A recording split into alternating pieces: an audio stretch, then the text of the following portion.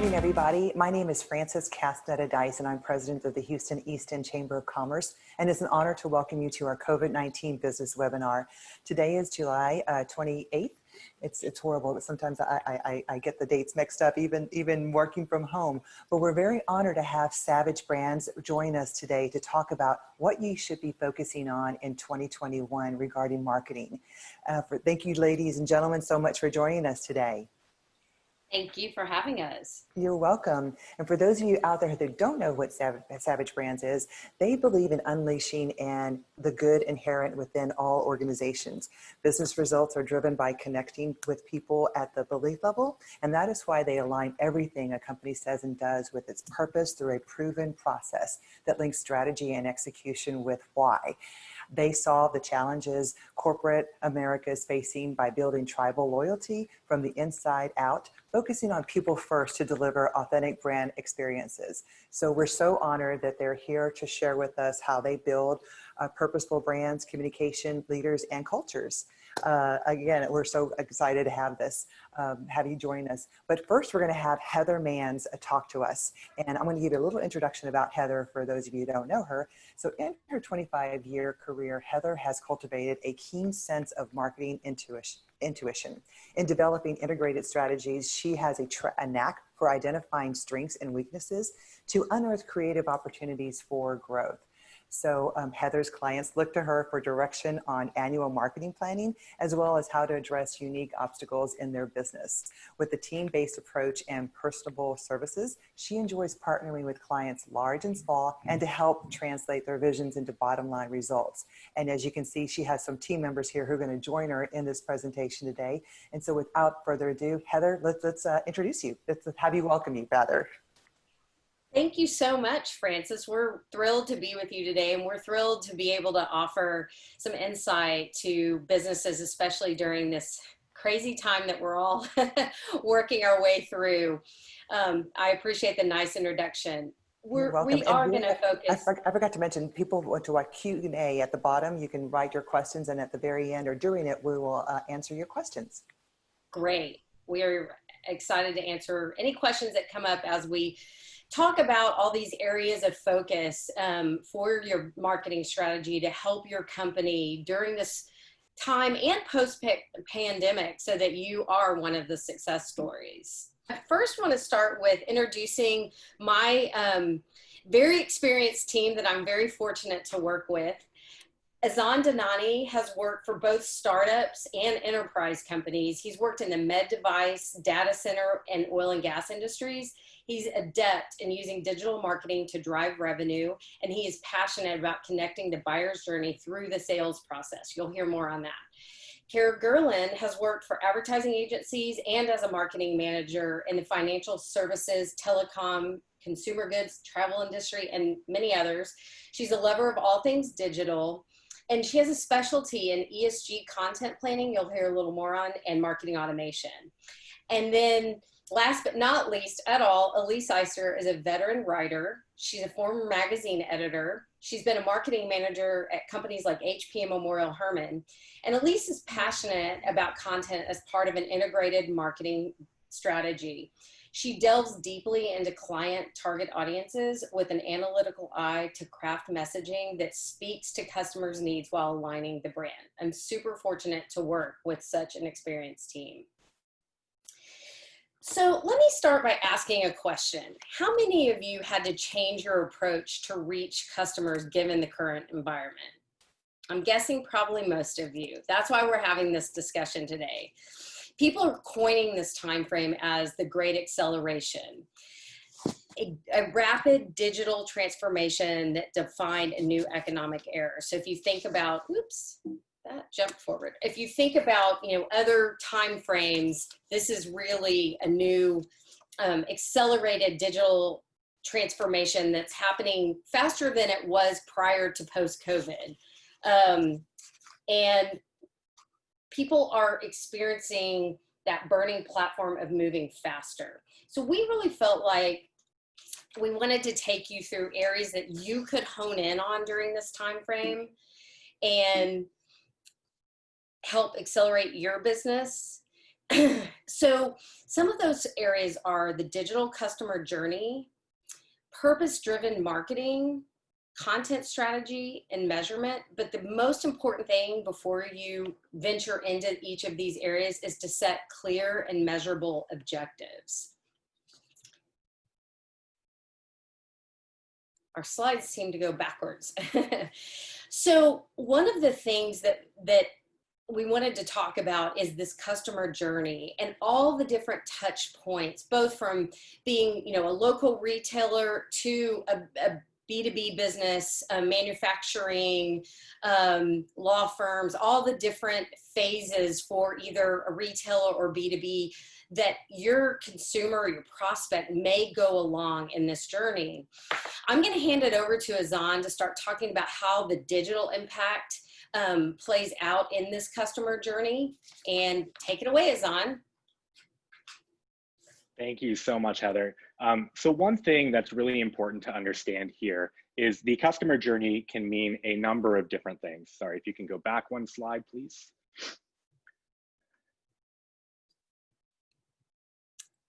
We're having a little bit of slow.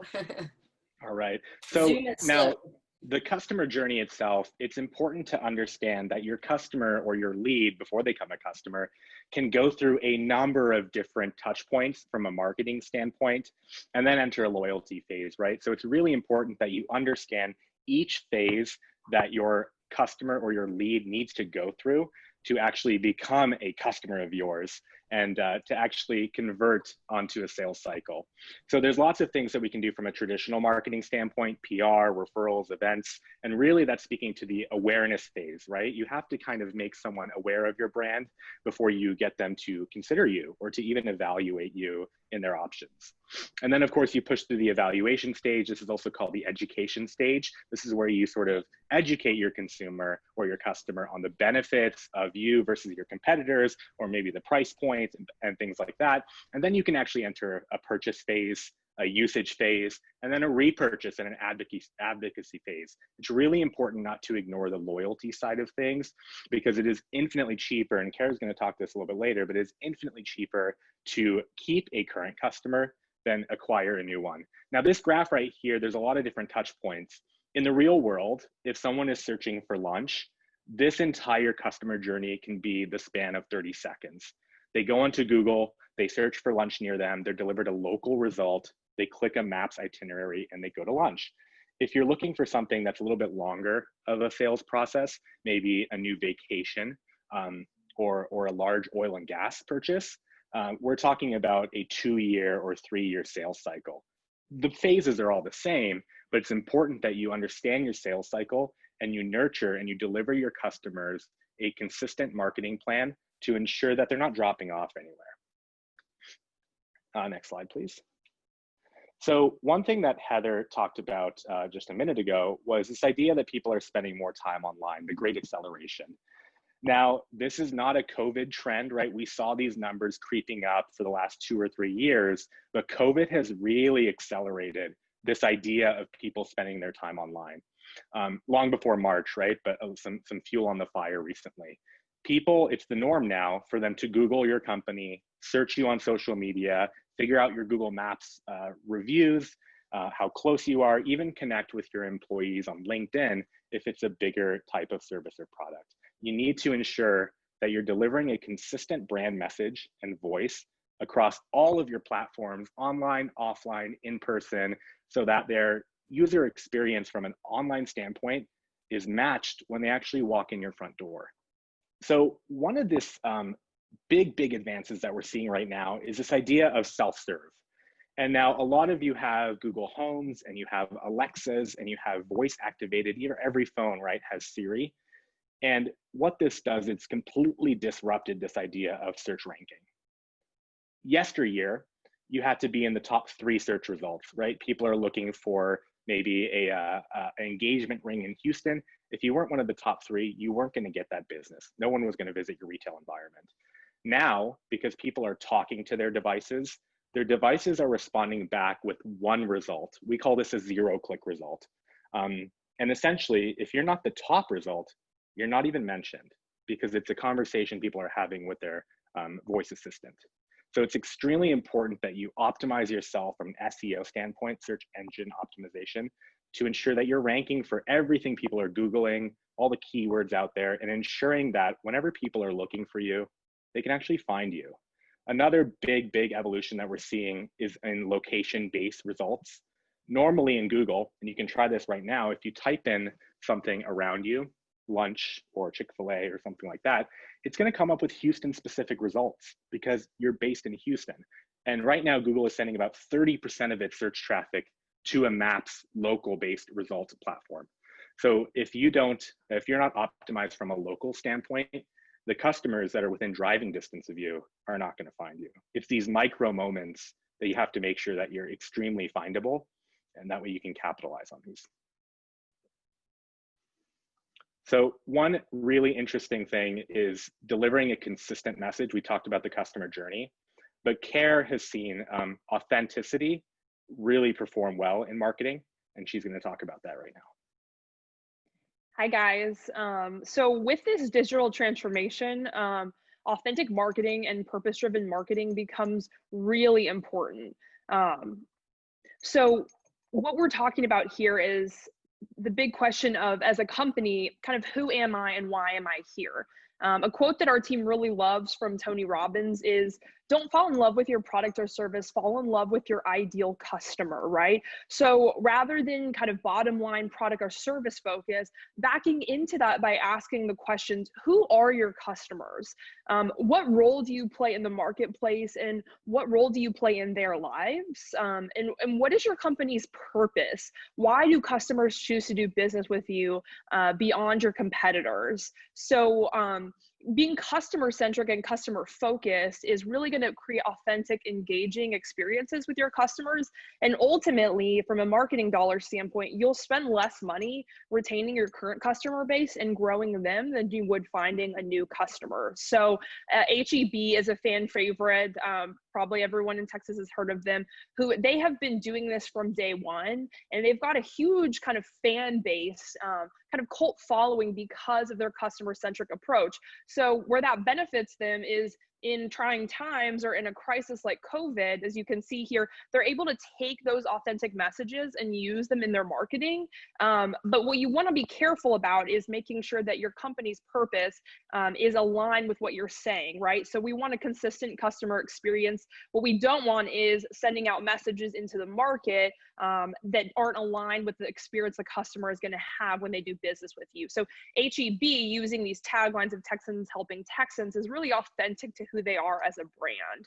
So first, you want to start with crafting your purpose and mission as an organization, and then that will drive those marketing messages in a more authentic way. So one really kind of easy way to do this is take a look at your current marketing content and see how many times you're mentioning we being your company versus how many times you're mentioning you, your customers. So purpose-driven marketing, ESG has become a really burning theme throughout the last several years, but it's been really accelerated in 2020, and it will continue to be essential even beyond. So ESG stands for environmental social governance. So it's a set of standards for measuring the ethical impact that a company is making. And there's a set of defined criteria out there. You may have heard this is becoming increasingly popular in the financial services sector because investors are becoming really motivated to invest with companies who fall into these behaviors that align with their values. So, you know, companies that are making low carbon footprint, making strides on the environment, social issues, social justice, good practices, governance, so board diversity, employee diversity, how many women are involved, you know, so, and then just good governance practices from a C-suite standpoint. So it's really critical for all size organizations to consider this. As you can see from these studies over on my left, this is really guiding customer relationships and customer engagement. It's all about corporate accountability. So it's about the mark that you're making on the world as you do business, not just the profits and the products and services that you offer. we're seeing customers in all sectors rank this really, really important. So all the way from Wall Street to Main Street, large Fortune 500 companies to really small businesses, customers are demanding more transparency, and they want to know the impact that you're making both positively and negatively on the world. They're making their buying decisions based on these standards. So it's really critical that you consider these factors, not only in your marketing messaging, but also in how you do business.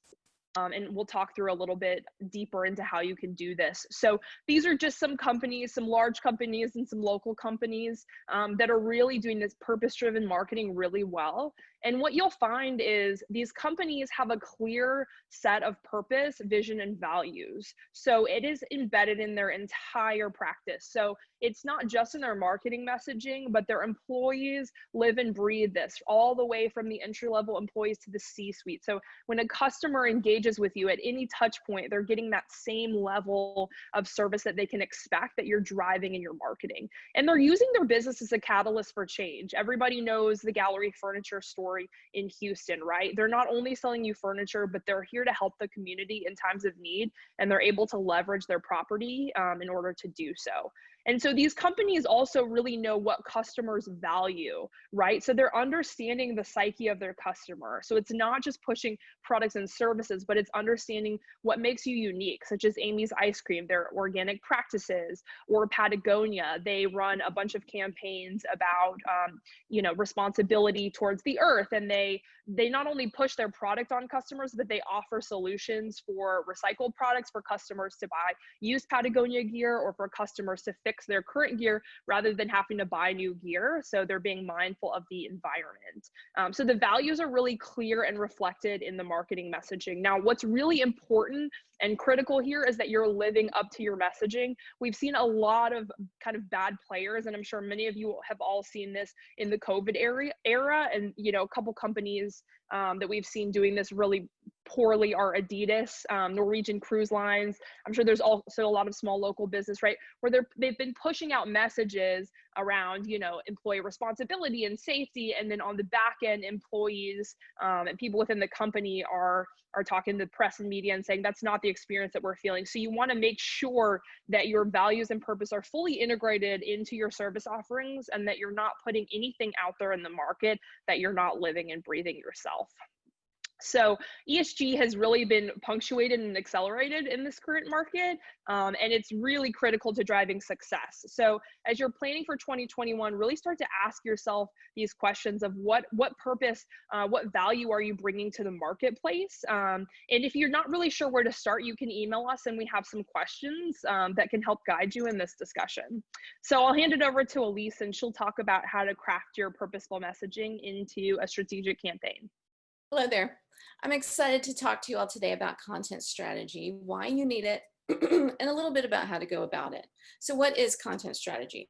Content strategy is how you attract customers along the buyer or customer's journey with educational content in the form of ads, social media, podcasts, videos, ebooks, emails, and more that addresses their needs and how your business solves their problem. Most importantly, it's authentic and it's helpful. You need a content strategy because your captive audience is online, as Azan spoke about. Online traffic is up 20% since COVID. Now, there are some important considerations when you start to develop your content strategy. Number one, again, it's coming up. You're going to see this come up throughout our presentation. It's customer focused. So know your customer's problem or their pain point or their needs and how your business provides a unique solution. You don't want to be screaming your benefits and your product features, to your customer. Use visual storytelling like videos to tell a consistent story that's on brand, but also keep in mind COVID. You've seen lots of national brands, Jeep, Apple, showing people with masks in their ads or people doing Zooms. It's just that images where people are close together or not masked are starting to look a little odd. So keep that in mind.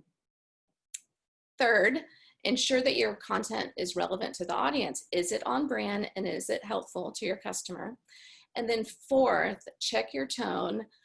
Always be educational, human, empathetic, not overly salesy, because especially during this time, people are just keen to detect that. So a little bit about how we go about this content strategy. Where do you start and how do you start planning? Well, first you start with an audit. So you look at all your content across all your channels like social and email. You ask yourself, are we addressing the solution that we provide in this content? Is your content on brand in terms of tone and visual imagery? Many companies hire a third party to look at their messaging tone, their digital presence, their social media, and that's an excellent option as well. Secondly, you plan across channels with a calendar. So this helps you be thoughtful, and it also keeps you organized. And then third, you create, the fun part. You engage subject matter experts to address customer pain points or needs while being human and helpful. Get in your customer's head. If I were my customer, what problems would I need solved? What and how would I search on the internet to get information to educate myself? Let's see. Okay, some great content sources are your customers. Ask them for feedback. Ask them, what pain points can we help you solve? What's the one thing that we could do with our product that will help you improve your efficiency? What's your biggest challenge heading into 2021? Ask your sales team. They're the boots on the ground. What are they hearing? Ask your customer service teams. What questions are they fielding in their calls? This will give you a wealth of information and topics that you can address and provide solutions to in your content. So next I'll dive down a little deeper and show you how we strategically plan with a content calendar. So this is a very simple, basic example of content across social media. For our big B2B clients, we have a very detailed Excel spreadsheet by channel. But for simplification purposes, this could be a local business like a retailer, a restaurant. But what you want to think about first is a theme. And you can tie that theme into the time of year, holidays, events, seasons of your business, tie into, if you have a publishing partner, tie into their content, or a monthly designation like Heart Health Month, something like that. It really gives you a roadmap, a place to start, and it can be tweaked throughout the year. So some more things to consider when you're planning, when you're at this planning phase. Not all forms of content are appropriate for all channels. For example, you got to keep it simple on Twitter because there's a character limit. If you're a small business, LinkedIn might not be the best place for your content. But definitely Facebook and Instagram. If you're a B2B, you probably don't need to be on Pinterest or Instagram. The point is to find out where your audience is and to focus on that channel. Don't spread yourself too thin. Okay, so in the next slide, we are going to talk about the buyer's journey or the customer journey again. You saw this in Azan's part of the presentation, but again, the goal of your content strategy is to attract potential customers, engage them, convert them, and turn them into advocates of your brand.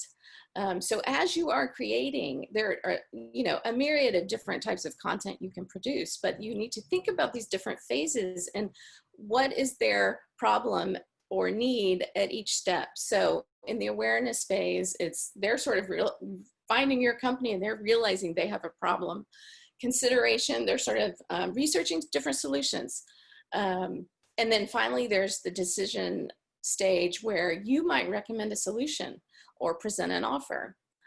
So really think about how you will draw customers in and meet them at every step. Again, it takes multiple touches before a potential customer actually becomes a client. Okay, so finally, I wanted to give you an example of a content campaign. This is where it all comes together. So this is this campaign consisted of a print ad. From that, we derived some digital ads, one on social media. They all have a very consistent call to action. You can see that the brand, they're all branded, aligned and branded. The call to action tells them what they're going to receive. It's a checklist. So they click to get the checklist that will help them on a project. They go to this landing page. It tells them exactly what they're going to learn from the piece of content, and then they get the download. The download has tells them how the client can solve their problem in that specific application. It's got a gentle call to action to find a rep. However, if they're not ready for that step, we continue to converse with them and nurture them so that hopefully one day they will become a customer. And then this campaign is also supported with social posts and email campaigns. So that is kind of it in a nutshell. Let's see, I'm going to, I'm going to close with the great thing about digital marketing is that you can change on a dime. You can make edits to your pieces of content. You can tweak a campaign. So with that, I'm going to turn it over to Azan, who is going to talk about measurement and return on investment. So. Thanks, Elise. So everything that Elise just showed you, right? All of those digital assets, the entire integrated campaign, that's trackable, right? Given modern day advances in technology. Now, this is a new thing. Measuring performance used to be a complete luxury, right? Someone would come into your store and they would buy something and you would probably ask them, how did you hear about us, right? How did you find us? Now, because we can track the entire customer journey from the first time they click on a Facebook post or an Instagram post, and every time they interact with us between then, right? They go to our website, they convert into a form, or maybe they hit our app, right? Maybe they start adding things to a cart on an app, and then we can email them a cart return email. So now all of these things are automated, they're all digital, and we can actually track the conversion rate the whole way, and we can actually track the drop-off rate as well. So it's important that you look at every different channel that Elise just mentioned, that Care just mentioned as well, and try and track them on an individual basis, right? If you can't measure what you're doing in marketing, then you're sort of investing in a feel-good strategy, right? You're investing in what you think you should be doing rather than what your numbers tell you you should be doing. So it's extremely important to sort of measure from a dollar in, dollar out perspective. All right, so this is really interesting. Now, connecting the dots, of course, we showed you that really complex buyer's journey, customer's journey. But again, this can be very complex in the B2B space, right? We're selling $2 million oil pipeline contracts. And it can be a very, very quick process and not so complicated when somebody's looking for, you know, a new piece of jewelry or a sweater or lunch, right? You still have to go through all the different phases. You still have to attract your buyer, and there's still drop-off points the whole way. So the graph here that you're seeing on the right is a very traditional B2B sort of marketing flow, if you will. And you can see that there's a lot of marketing activities that are generating demand, if you will. And we finally, all those marketing activities are pushing someone to become a lead, right? So to become a customer in the database. And then we have to nurture those people, like Elise said, we can't forget about them. And we have to start sort of pushing them through the next phase. So it's really important to think about, you know, marketing generated lead, sales generated or sales qualified lead, and then what that person looks like after they convert. And if you can track it the whole way, then you understand sort of the lifetime value of the customer or the complete turn on investment. So it's really important to understand the entire journey, but also where people are dropping off, right? If you see that a lot of people are engaging with social media, but they're not coming to your website, it's a problem. Now, of course, the core, right? The big thing that we're talking about here is the return on investment. So once you track everything, right? Once you have a good idea of where you're spending your time and money and how it's actually driving revenue for your business, you can start to turn things off and turn things on based on this performance. So again, it's really important to understand your sales cycle, so you're not attributing marketing incorrectly. If it takes 12 months for somebody to become a customer, then you need to evaluate all your marketing efforts on a 12-month time frame. In the B2B space, when you're talking about, you know, big elections or big contracts or big purchases like that, it takes a lot more education, right? We're talking about 11 to 17 different touch points between the brand and the consumer before they're actually ready to even talk to you about making a purchase. So it's extremely important that you stay in market and you make sure you keep beating this drum so your audience isn't getting lost or getting distracted. Now, we have a really strong opinion here. ROI can get very, very complicated very fast. You can talk about all sorts of things in the weeds like return on ad spend, cost per click, cost per impression. But we feel that it's really important that when you're taking steps into the ROI world, the return on investment world, you adopt a very simple ROI model. So revenue minus cost of goods sold divided by marketing spend, right? Very, very simple. And we actually suggest that you look at one channel to start.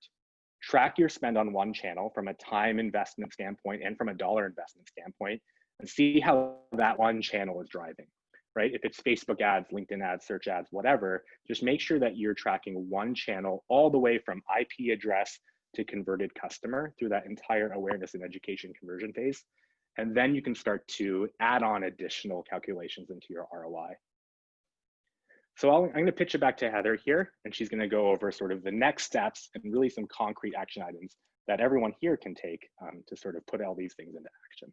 And thank you, Azan, for sharing that. And I know we've given everybody a whole lot to consider today, to steps and things to focus on in your marketing strategy.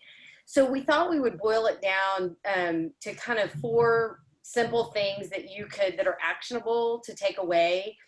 Start with defining, your customer's journey, be it if you're, a nail salon, a burger shop, or all the way to, on the B2B side, your different channels. Look at your customer journey.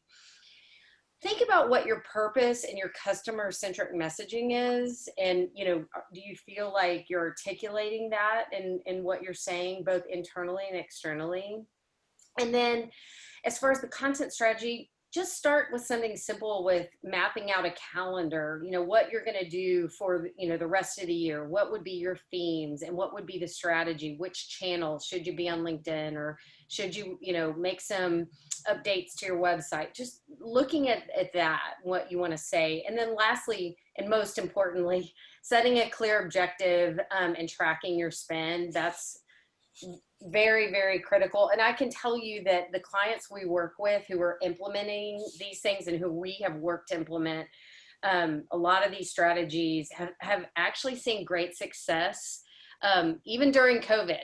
Some of them have double-digit growth. So we're hopeful that you guys can get some value from these tips and be one of those successes that comes out of this crazy second half of the year. So thank you very much.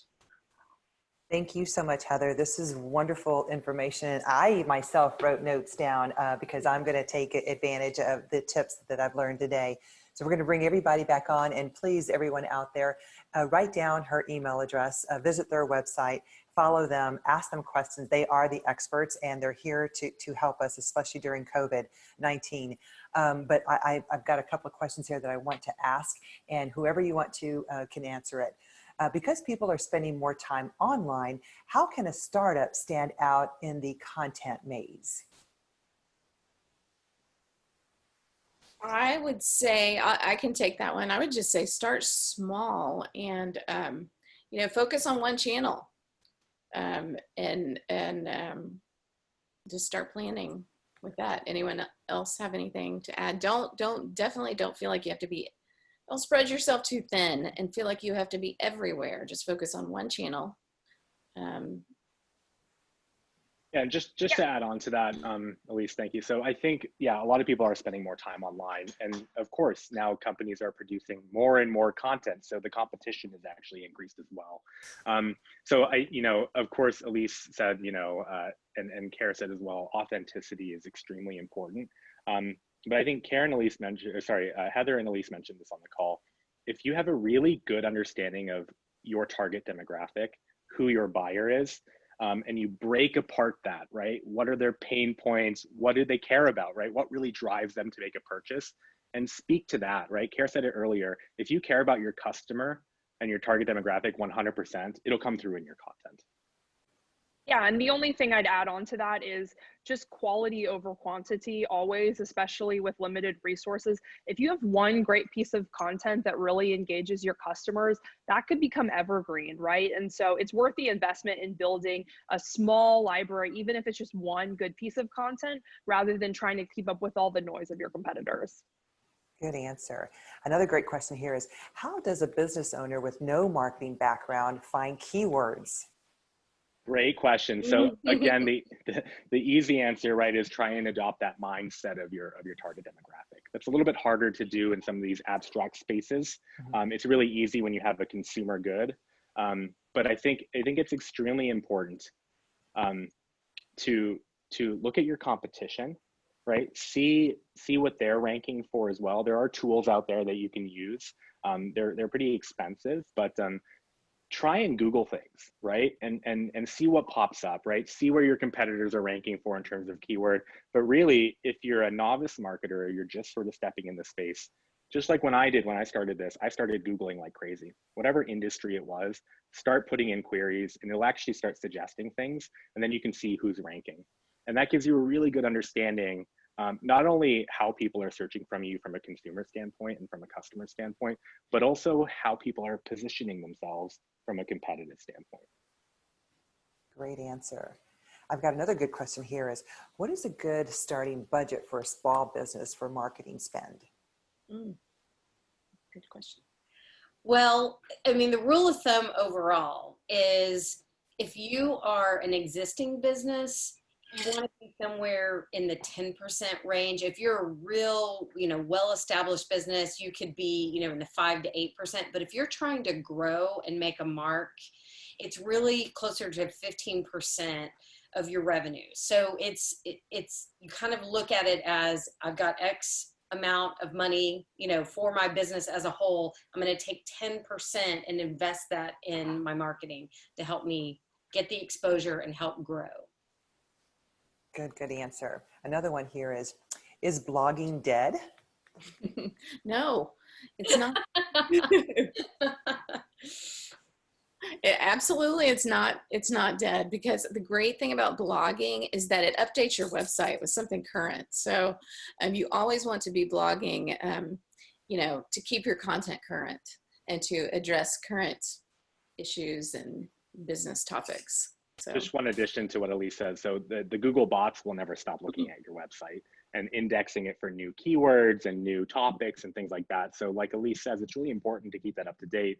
But I think one thing that Elise mentioned earlier on is the diversity in your content strategy. So yes, the blog is absolutely important. It is not dead.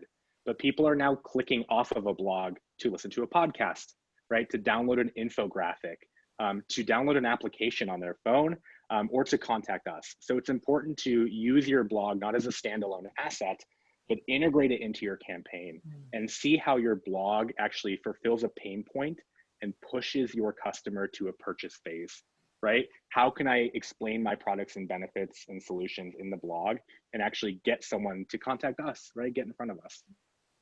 Great answer. Another good question here is, are hashtags a focal point today in order to engage on social media?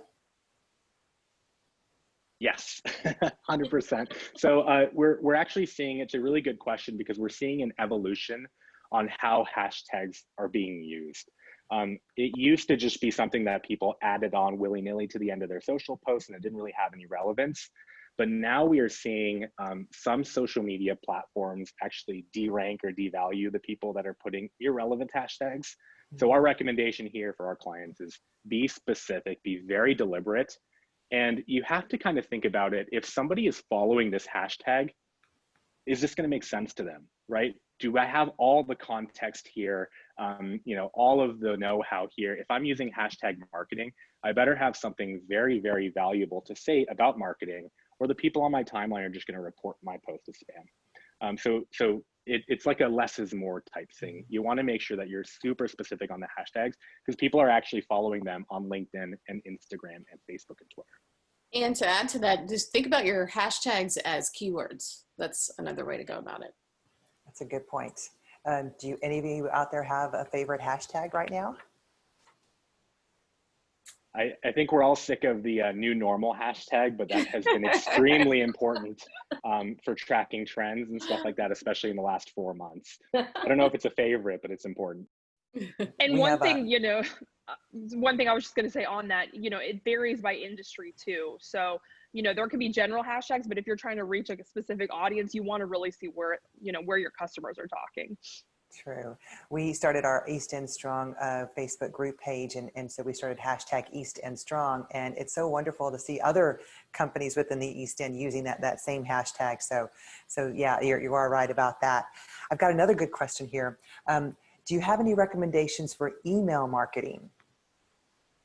I can take that one. So there's a lot, right? So if you're just getting started, find yourself a platform that you can create kind of templates. So a kind of good investment one, HubSpot is a great one, but they're very robust. A MailChimp, low cost to entry, and you can start to build out email templates so that you're not recreating the wheel every time you're sending an email out to a customer. What you want to be really cautious about is email. I would look at it similarly to all of your other channels. You need to be really thoughtful in your timing and your message, right? We've all had spam emails from lists that we maybe signed up for, can't remember if we signed up for, and it goes delete, delete, delete, right? So you want to be really thoughtful with your list, right? Make sure that you're building an engaged list. Never, ever, ever add someone who hasn't opted in to receive from you. And then be thoughtful in your content, depending on what industry you're in.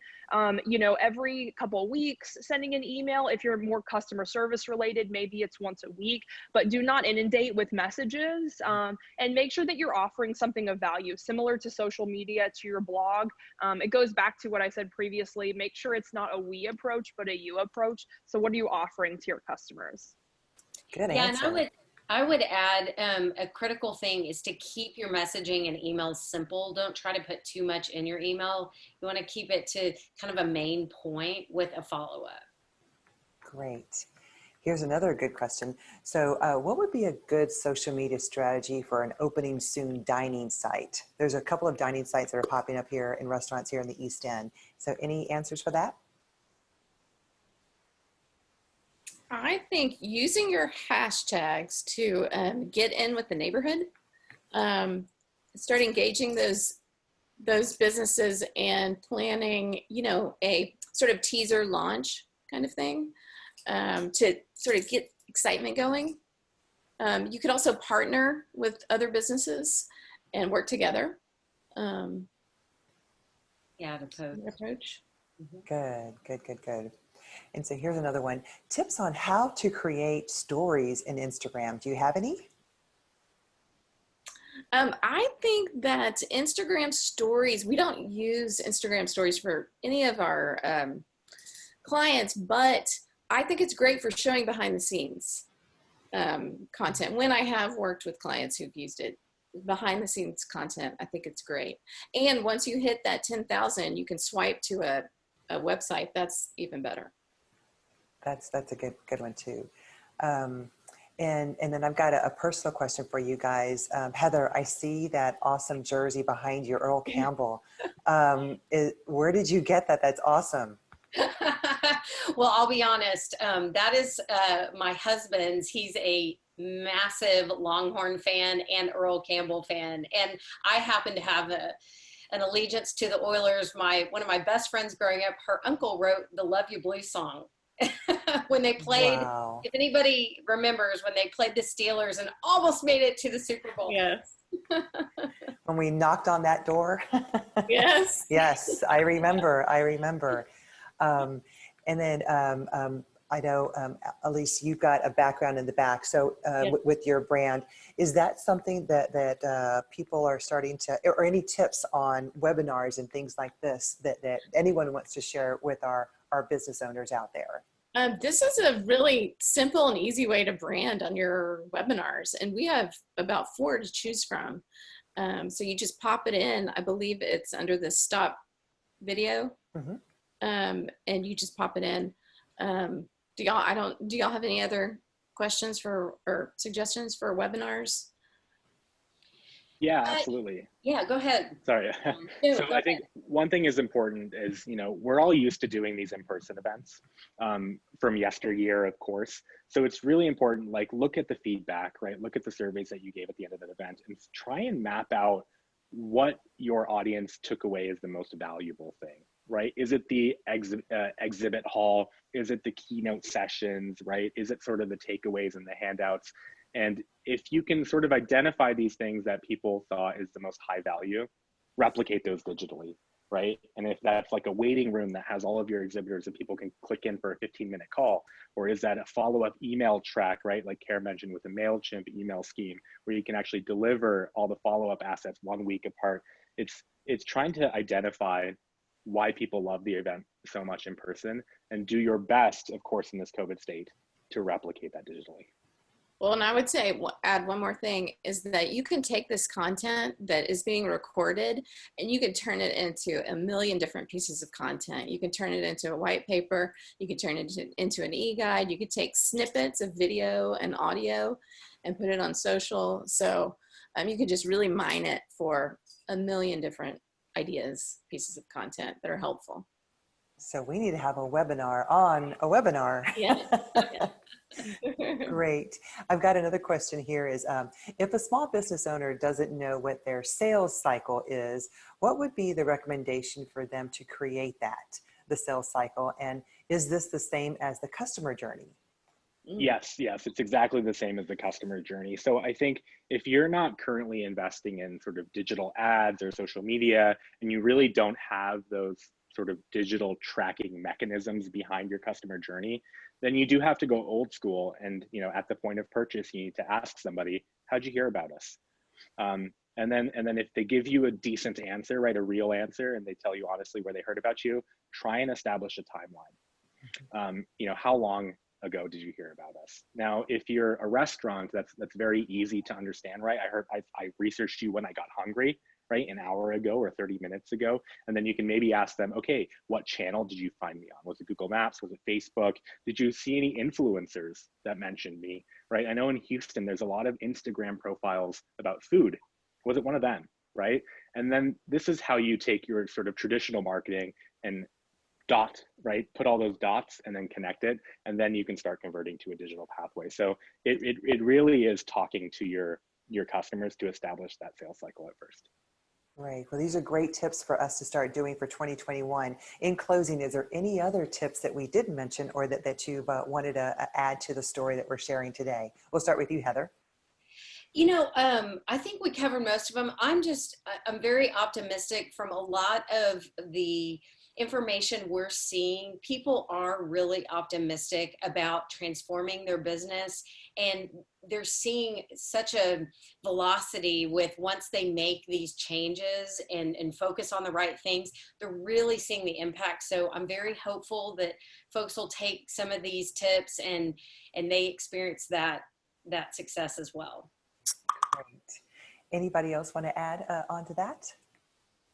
The only other thing I'd add along the lines of optimism from Heather is that, challenging times like this, they provide an opportunity for disruption.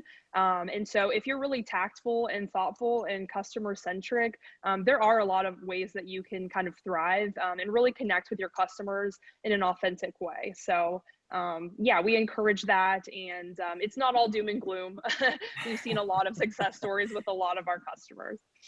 And I would add that also during this time, connecting with your customers. And the great thing about that is you may find, a completely different service or product that you never thought of that you can launch. So that's sort of the great thing about it. Great. The last thing I want to add is just in addition to what Elise said earlier is, with digital marketing, we can be really agile. So don't be afraid to fail and fail fast. If something is not working, right, and you now have the tracking mechanisms and you can be very honest with yourself, shut it down, right? Invest in a different platform or a different channel. I think the biggest example for us is we see these massive B2B players that want to post on Instagram, right? Their competitors are Instagram or their employees are Instagram, and we just don't see the return on investment. So if you can be very honest with yourself about the time and effort and dollar that you're actually spending on marketing efforts, then you can see how it's driving revenue or it's not. Great. And this all comes down to it, purpose-driven marketing. Thank you guys so very, very much. I wrote that down and I'm going to write it on my wall from here on out. It was an honor to have all of you guys join us today. We'll have to do this again. We'll do a webinar on a webinar. And remember, everybody, if you want to share this tutorial, this interview with other folks, this will be on our website tomorrow, and we'll also have it on our Facebook page. We look forward to seeing you next Tuesday for another business webinar, and we wish you all a great week. Thank Thank you, you guys. Thanks for having us. Good luck. All right, bye-bye. Bye.